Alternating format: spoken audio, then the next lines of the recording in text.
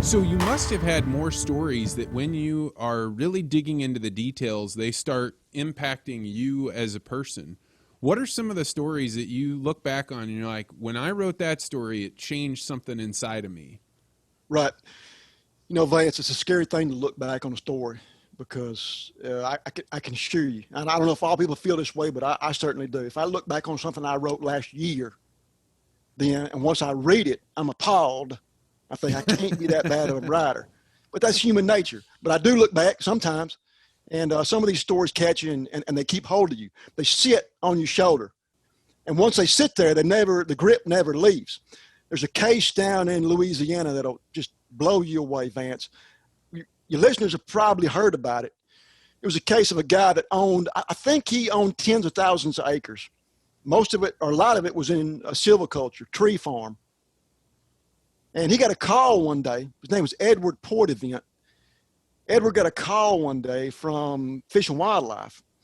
And they said, hey, we're fixing to declare, I think it was like 1,500 acres that you own as critical habitat for the Mississippi Gopher Frog. And he said, hey, you know, first of all, he was in Louisiana. The last 100 Mississippi Gopher Frogs were in Mississippi. I think like little tiny 3-inch things, something like that.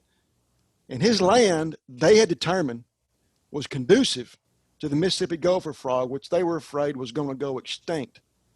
So they went on to his land. He claims illegally. He claims open fields.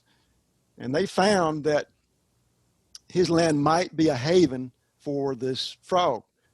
They did a study. Fish and Wildlife did a study and determined that long term, if he wanted to develop the property, he might lose $34 million because of the critical habitat designation, which if it gets that critical habitat designation, you can't build on it.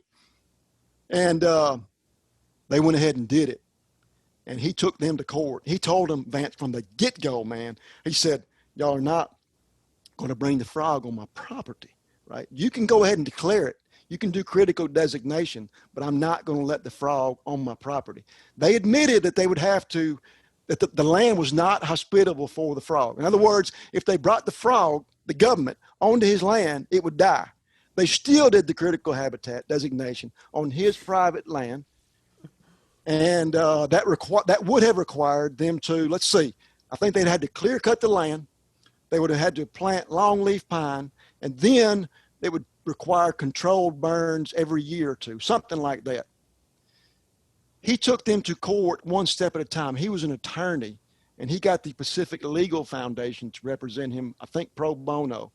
And they went through every stage of court, and no matter what he did, no matter what argument he presented, he couldn't get any satisfaction because the government simply maintained the critical designation on his land. There was nothing he could do. It eventually worked its way up to the Supreme Court.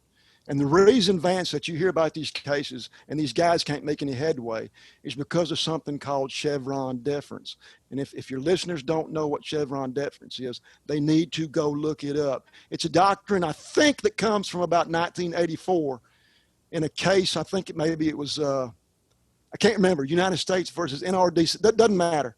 Anyhow, what the doctrine says is that when you're in court, if a judge finds ambiguous language in the law, right? If the court finds ambiguous language in the law, which regulatory language and agricultural law is always full of ambiguous language. If a judge comes across ambiguous language, they can rely on the discretion of the agency involved. In other words, it allows the court to say, you know what, we're not going to delve into this ourselves. We'll just rely on the agency. So it's a maddening kind of like, it's a Sisyphean, right? Rock of Sisyphus. You're pushing a boulder up a hill and it's continuously rolling down on you. And that's what happened to Poitevent. This frog, right, they wanted to turn his land, private land, into this frog habitat. He eventually won 8-0 in the Supreme Court, 8-0. It was pushed back down to a lower court. Bottom line is they left him alone. One of the rare cases, Vance, where they left a fella alone. But despite Poitevent's victory, that case stuck on me because when I interviewed one of the government officials All right, maybe I could say it better of someone related to the government's case. This guy actually told me in the interview, he said, you know what? He said, that Edward Poitevent, he's got tens of thousands of acres. 1,500 is not going to make any difference. He needs to roll over and let us use the 1,500. He's got thousands of acres. And that hit me in the heart as an American. Y'all, the government's going to get to the point where you become the arbiters of who has enough land and who doesn't, right? This guy owned the land fair and square, regardless of whether he's got 10 acres, 2 acres, or 40,000 acres. You don't get to come in and say, hey, we just want a little bit, you know. Hey, if I got 2 acres, I don't want y'all to take a quarter of even one of my acres. So again, it strikes to the heart of what it means to me to be an American, Vance. I don't want them to take anything that belongs to you, and I don't want them to take anything that belongs to me. And when you get in a fight with the government, if you've ever been in the position or watched somebody get into one of these fights, you might as well be fighting against Thor or something, because you have no power in that situation. And if they decide that they're going to do something because a person that wasn't elected, they worked in a bureaucratic position, they worked their way up, yes, they may even have good intents. But if they decide that they're going to run this out, it's not like it's costing them legal bills. The individual that's deciding that they're going to fight you, they don't have to pay that. And if they lose, they just go on to another thing.